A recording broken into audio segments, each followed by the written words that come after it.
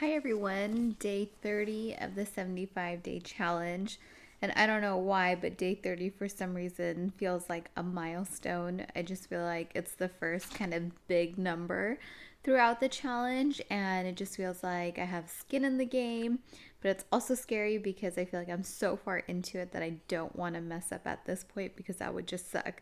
At least if you mess up in the beginning, it's like, oh, okay, you only did a couple of days, you can start right back up. But at day 30, I really would hate to have to do 30 whole days again.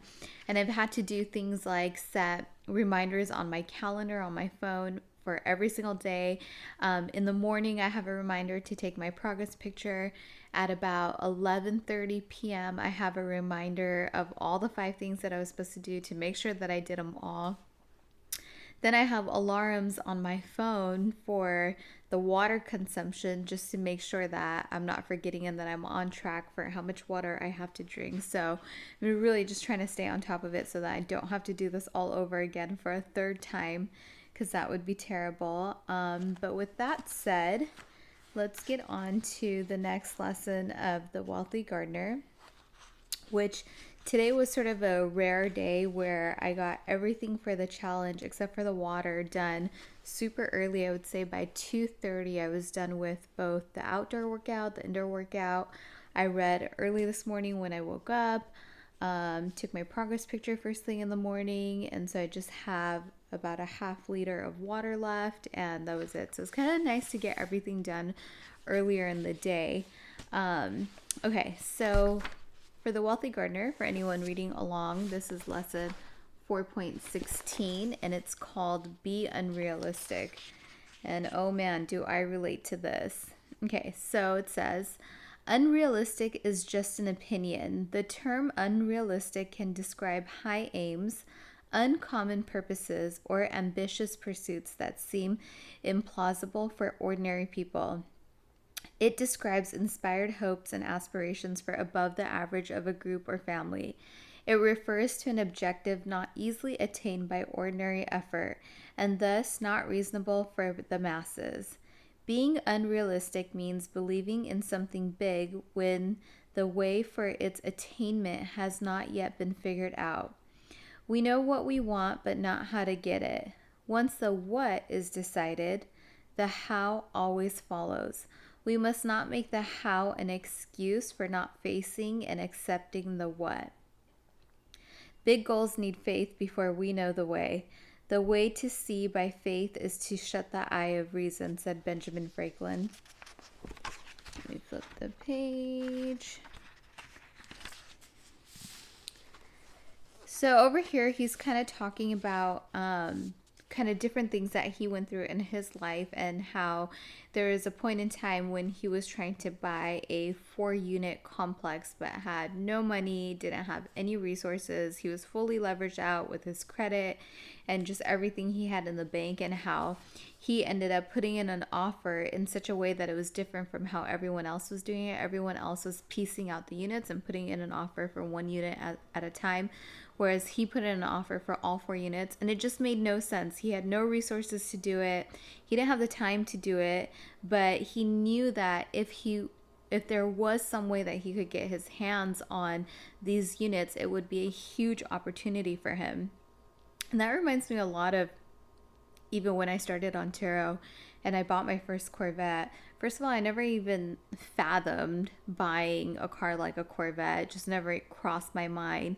And I never, let alone imagined buying more than one. And next thing you know, I'm probably 27 years old and I had 6 Corvettes, and it was so unrealistic, but I knew that if I could just keep buying them and get them listed on Turo, that the opportunity would be there. And every single one of my Corvettes were my highest earning cars. And even till today, I was talking about in my other videos how the Corvette that I still have, the one that I have left, is still one of my favorite cars that's in the fleet.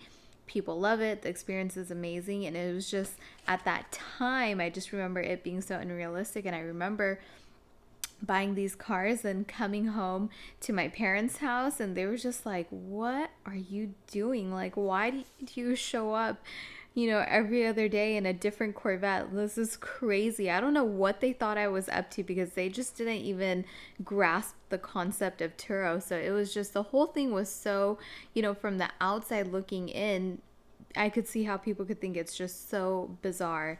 But the opportunity and the upside was huge. So let me keep reading. What is unrealistic for us? Our answer defines our dreams. I bought the duplexes, got the work done, and somehow pulled it all off. The results surpassed my wildest expectations. I figured out a way, and that is a critical lesson. We always seem to figure out the how after we commit to the what. Our capacity always rises to match the size of our most pressing demands. This one deal was a big part of a larger design that led to my financial freedom, and that's how success happens, one step at a time. We get crowned with uncommon rewards only after we stretch beyond our realistic expectations. The tragedy of being realistic is that, despite the term implying wisdom and practicality, we will never attempt the impossible.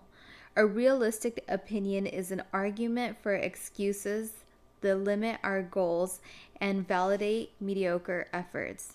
Unrealistic is just an opinion. Never diminish your dreams due to lack of know-how. You must start with a dream, maintain it in the mind, dwell on it, and let the how catch up to it. And then be forever cynical of realistic expectations. Being realistic, Will Smith once said, is the most commonly traveled road to mediocrity. The life lesson, be unrealistic. I discovered that unrealistic was just an opinion, and my capacity always grew to match the size of my goals. And like I said, just from my own experiences of starting my business from when I was so young at 20 or 21, I mean, you really have to be unrealistic, and you have to think far out and just in such a different way than most people. People can't even, most people that you talk to, they can't even really understand what you're saying. And so if you're coming across people who just don't get it, that's something that is totally normal, because most people are not of this opinion. And it's just like you said, unrealistic is just an opinion. And so if you feel like you can fathom it in your mind and you can grasp it, how will always catch up. But if you know what it is, which is, I feel like, the biggest part of the battle, the how will come naturally if you continue to work on it. And from my own experience, that has always, always, always been the case.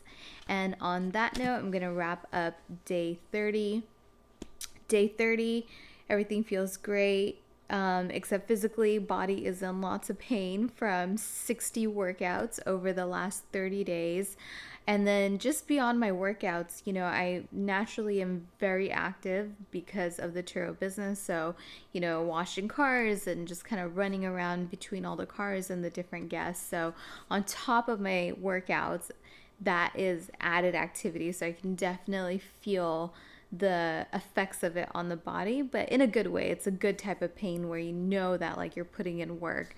And then by the end of the day, like by this time, I'm just dead. And it's the best feeling to go to bed when you know that you've exhausted all your energy and all your efforts. It's very fulfilling and satisfying. And it's the best type of sleep. It's a very well-deserved sleep, which I enjoy so much. And so I think this challenge is also really helping me push myself as far as I possibly can.